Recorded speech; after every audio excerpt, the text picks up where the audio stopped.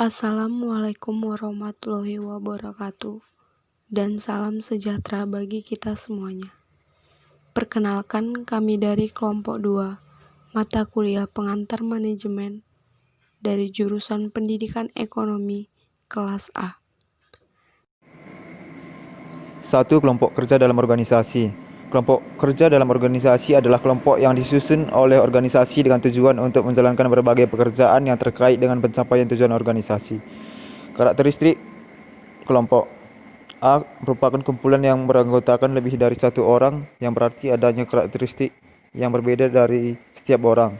B. Adanya interaksi di antara kumpulan orang tersebut. C. Adanya tujuan bersama yang ingin dicapai. Kelompok kerja formal adalah kelompok kerja yang dibentuk dan disusun secara resmi oleh manajer, di mana kelompok kerja tersebut diberikan tugas dan pekerjaan yang terkait dengan pencapaian tujuan organisasi. Macam-macam kelompok kerja formal: A. Kelompok kerja langsung, B. Kepanitiaan, C. Kelompok kerja temporal atau khusus.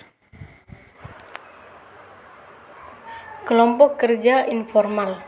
Kelompok kerja informal adalah kelompok kerja yang disusun dengan sendirinya ketika beberapa anggota dari organisasi yang kegiatannya biasanya tidak terkait langsung dengan rencana-rencana rutin dari organisasi, namun secara tidak langsung akan mempengaruhi kinerja dari orang-orang dalam organisasi. Adapun tujuan dari kelompok kerja informal adalah yang pertama, untuk memelihara dan memperkuat perilaku positif dari para anggota. Yang kedua, untuk menciptakan dan memelihara interaksi sesama anggota sehingga anggota merasa nyaman, puas, dan aman. Yang ketiga, untuk membantu para anggota agar dapat saling berkomunikasi dan berinteraksi dalam bentuk yang informal dan fleksibel. Yang keempat, untuk membantu manajer dalam menyelesaikan persoalan-persoalan yang mungkin dalam kondisi formal tidak dapat diselesaikan. Adapun 5 tahapan dalam pembentukan dan interaksi tim kerja. Yang pertama, penguatan. Yang kedua, penyesuaian. Yang ketiga, perwujudan. Yang keempat, pencarian. Dan ada pula pendekatan dalam konflik. Yang dalam konflik, kelompok kerja ada 3 pendekatan. Yang pertama, stimulasi konflik. Yang kedua, pengendalian konflik. Dan yang ketiga, penyelesaian konflik. 2. Komunikasi dalam kelompok kerja. Pertama, komunikasi dapat didefinisikan sebagai memberi atau tukar informasi, isyarat, atau pesan melalui kata, gerakan badan, atau tulisan. Definisi ini menandakan bahwa komunikasi sebagai satu proses pihak, tapi sebenarnya tidaklah begitu. Komunikasi bukan hanya sekedar menyampaikan pesan. Ini menyangkut interaksi antar dua insan atau lebih. Agar komunikasi menjadi efektif, kedua pihak harus terus-menerus memberi dan menerima informasi baik lisan maupun tertulis. Yang kedua, pola komunikasi dalam struktur organisasi secara garis besar dapat berupa komunikasi vertikal dan komunikasi horizontal. Komunikasi vertikal adalah komunikasi yang dilakukan oleh seseorang atau bagian yang berada pada tingkatan organisasi yang lebih tinggi dengan tingkatan yang lebih rendah atau juga sebaliknya. Komunikasi vertikal biasanya dilakukan dalam hal komunikasi berupa pemberian tugas atau dari atas ke bawah, pemberian arahan atau atas ke bawah, maupun pelaporan dan pertanggungjawaban dari bawah ke atas. Adapun komunikasi horizontal biasanya dilakukan antara seorang dengan orang lain yang memiliki tingkatan organisasi yang sama. Bentuk komunikasi yang dilakukan diantaranya adalah komunikasi dalam rangka koordinasi, kerjasama, dan lain sebagainya. Konflik dan komunikasi dalam organisasi terjadi.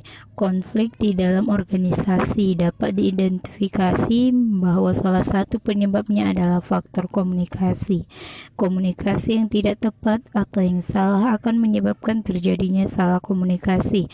atau salah persepsi atau sering dinamakan sebagai miscommunication, yaitu ketika komunikasi yang dilakukan tidak sesuai dengan apa yang sebenarnya ingin dikomunikasikan. Di sisi yang lain, beberapa pendekatan dalam manajemen konflik juga telah menjelaskan bahwa konflik bisa diselesaikan melalui pengendalian bawah hingga penyelesaian konflik.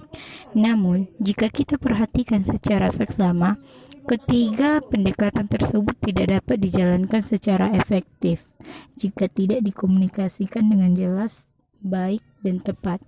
Kesimpulan, ada 4. 1. Kelompok kerja dalam organisasi.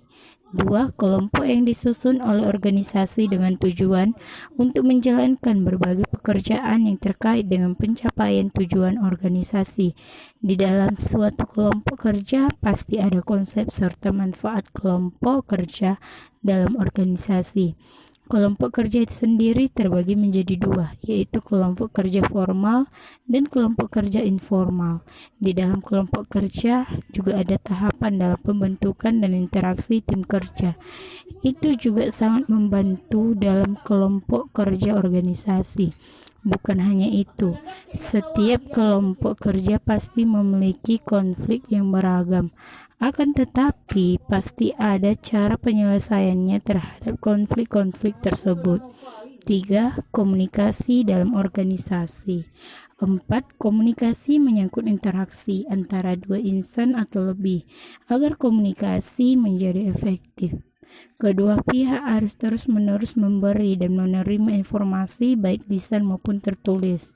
Di dalam komunikasi ada pola komunikasi dalam struktur organisasi yang terbagi menjadi 2, yaitu komunikasi vertikal dan horizontal. Tentunya di dalam komunikasi juga pasti mempunyai konflik-konflik yang ada dalam organisasi.